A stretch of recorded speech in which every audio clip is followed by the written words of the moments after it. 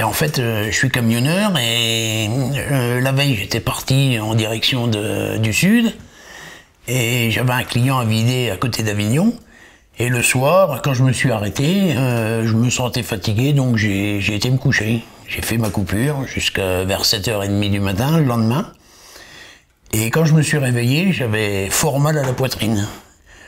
Bon, je me suis pas trop inquiété, j'étais un peu fatigué, mais bon, j'ai dit, dans notre métier, on est souvent fatigué. Et j'ai donc j'ai démarré mon camion, j'ai parcouru 61 km avec une douleur à la poitrine qui s'amplifiait parce que ça me serrait comme dans un étau. Et quand je suis arrivé chez mon client, je pouvais pas descendre du camion, j'avais peur de tomber parce que je n'avais plus de force du tout. Donc, au bout d'une demi-heure, j'ai quand même arrivé à descendre du camion. Et je me suis dirigé vers les bureaux, mais quand je suis arrivé là-bas, j'étais presque à tomber, quoi. Donc ils m'ont demandé si ça allait, j'ai dit non, ça va pas du tout. Ils m'ont fait asseoir, et ils m'ont dit, au bureau, ils m'ont dit qu'ils allaient appeler les pompiers. Et après, au bout de 20 minutes, les pompiers sont arrivés, et ils m'ont emmené directement à l'hôpital d'Avignon, où ils m'ont fait faire des tas d'examens, et ils m'ont dit que je faisais un infarctus.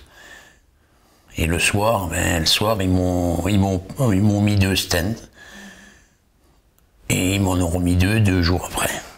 Je pense qu'il y a le tabac, parce que bon, j'étais un gros fumeur quand même, 30 cigarettes par jour, et bon, je fais un peu de diabète, je fais du cholestérol, parce que je mange beaucoup. Et puis dans notre métier, on n'a pas une alimentation vraiment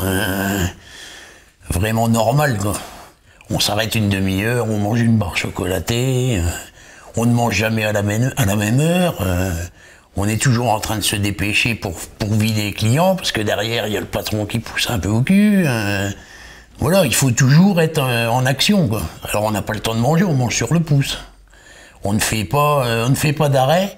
Il n'y a que le soir où on fait un arrêt vraiment, parce qu'on est obligé de faire une coupure de 9 ou 10 heures. Donc là, on prend le temps de prendre une douche, de manger. Mais c'est pareil, dans tous ces restaurants-là, c'est toujours de la charcuterie. On ne mange que ça, en fait. Des trucs fort gras. Donc moi, je pense, en fait, que c'est le tabac et la malbouffe, en fait. Voilà. Le métier n'est pas approprié pour manger correctement. Et le stress et tout ça, quoi, qui va avec. Donc je pense que c'est tous ces facteurs-là qui font que il m'est arrivé ça. Je pense que déjà, je n'aurais pas dû remettre mon camion en route et rouler, quoi. Parce que déjà, c'était dangereux. Pour moi comme pour les autres. Parce qu'un 38 tonnes qui traverse l'autoroute, c'est pas tellement... Et puis j'aurais dû appeler le SAMU directement sur la station. J'aurais pas dû m'obstiner à aller chez mon client. Bon, maintenant je dis ça parce que bon, j'ai appris plein de choses depuis... Bon, déjà que c'était ça. Et après, tout ce que j'ai appris là, vu que je suis en stage là, de rééducation, donc là, je sais que si ça venait à se reproduire, je ne démarrerais même pas le camion, j'appellerais directement le SAMU. Oui, j'ai changé pas mal de choses. Déjà, je ne fume plus. Je ne fume plus du tout. Je fais plus de sport que je ne faisais pas du tout avant. À part débâcher ma remorque et tout, descendre du camion, monter, c'est tout ce que je faisais. La nourriture, je fais très attention, je mange beaucoup de fruits, je mange de la viande grillée, je ne fais plus de cuisine avec du beurre ou des trucs comme ça. Je ne bois plus de boissons énergisantes parce que j'en buvais énormément. Et puis, je fais attention à plein de choses, quoi. Tout ce qui est nourriture, le sucre, tout ça, je fais attention à tout ça, parce qu'en plus je fais un peu de diabète, j'ai du cholestérol, donc je suis un peu obligé de changer tout ça. Voilà. Tout ça en 3 mois. Ça fait 3 mois que ça m'est arrivé, et en 3 mois j'ai arrivé à maîtriser tout ça. Bon, c'est vrai qu'il y a des jours, c'est un peu plus difficile que d'autres, donc c'est une autre vie en fait.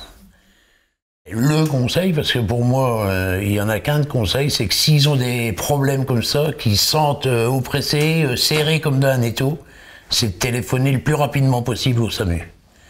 Pour pas que ça s'aggrave, en fait. Parce que plus ils vont attendre, et plus ça sera grave.